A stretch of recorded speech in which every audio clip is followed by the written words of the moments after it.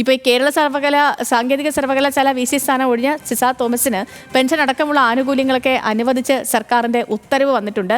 ഹൈക്കോടതി സർക്കാരിനെ ഈ കാര്യത്തിൽ രൂക്ഷമായൊക്കെ വിമർശിച്ചിരുന്നതാണ്. കാരണം ഈ നിയമ പോരാട്ടം തുടങ്ങിയിട്ട് ഒത്തിരിയായി, 2 ആഴ്ചക്കുള്ളിൽ ആനുകൂല്യങ്ങളൊക്കെ നൽകണമെന്ന് ഹൈക്കോടതി ഉത്തരവിട്ടിരുന്നു. ഇതിൻ്റെ പശ്ചാത്തലത്തിലാണ് നടപടി. വിരമിക്കൽ ആനുകൂല്യങ്ങൾ സർക്കാർ 2 വർഷക്കാലത്തോളമാണ് തടഞ്ഞു വെച്ചത് സിസ തോമസിൻ്റെ. നമുക്ക് ഹാൻസ് ജോൺ ഉണ്ട് നമുക്കൊപ്പം വിവരങ്ങളുമായിട്ട്.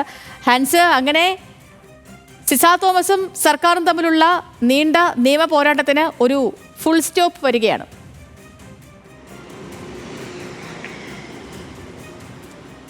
തീർച്ചയായും സേതു, ഏകദേശം 2 വർഷത്തോളമുള്ള ആനുകൂല്യങ്ങളാണ് ഇപ്പോൾ ഡോക്ടർ സിസ തോമസിന് അനുവദിച്ച് സർക്കാർ ഉത്തരവിറക്കിയിരിക്കുന്നത്. 2023 Barton hill engineering college principal ആയി വിരമിച്ചതിന് ശേഷം പിന്നീട് സാങ്കേതിക വിദ്യാഭ്യാസ വകുപ്പിലെ സീനിയർ ജോയിൻറ്റ് ഡയറക്ടറായി ഡോക്ടർ സിസ തോമസ് നിയമിതയാകുന്നത്. ഇതിനുശേഷം സർക്കാരിൻ്റെ അനുമതിയില്ലാതെ സാങ്കേതിക സർവകലാശാലയുടെ VC ആയി ഗവർണർ ഇദ്ദേഹത്തെ നിയമിക്കുന്നു. ഇതിനെ തുടർന്നാണ് സർക്കാരും സിസ തോമസും തമ്മിൽ വലിയൊരു നിയമ പോരാട്ടത്തിന് തുടക്കം കുറിച്ചത്. ഇതിനെ തുടർന്ന് സർക്കാർ ഈ സിസ തോമസിൻ്റെ എല്ലാ ആനുകൂല്യങ്ങളും, ഗ്രാറ്റുവിറ്റി അടക്കമുള്ള ആനുകൂല്യങ്ങൾ തടഞ്ഞു വെക്കുന്നു. പക്ഷേ ഇതിനെതിരെ അഡ്മിനിസ്ട്രേറ്റീവ് ട്രൈബ്യൂണലിൽ പോവുകയും അവിടെ വെച്ചും സിസ തോമസിന് അനുകൂലമായ ഉത്തരവുണ്ടാകുന്നു. പക്ഷേ അപ്പോഴും സർക്കാർ ഹൈക്കോടതിയിലേക്ക് പോകുന്നു. പിന്നീട് ഹൈക്കോടതിയിൽ നിന്നാണ് ഇപ്പോൾ വീണ്ടും സിസ തോമസിന് അനുകൂലമായൊരു വിധി ഉണ്ടാവുകയും 2 ആഴ്ചക്കുള്ളിൽ എല്ലാ ആനുകൂല്യങ്ങളും സിസ തോമസിന് നൽകണമെന്ന് ഉത്തരവിടുകയും ചെയ്തത്. ഈ അടിസ്ഥാനത്തിലാണ് ഇപ്പോൾ ഗ്രാറ്റുവിറ്റിയും പെൻഷൻ ആനുകൂല്യങ്ങളടക്കമുള്ള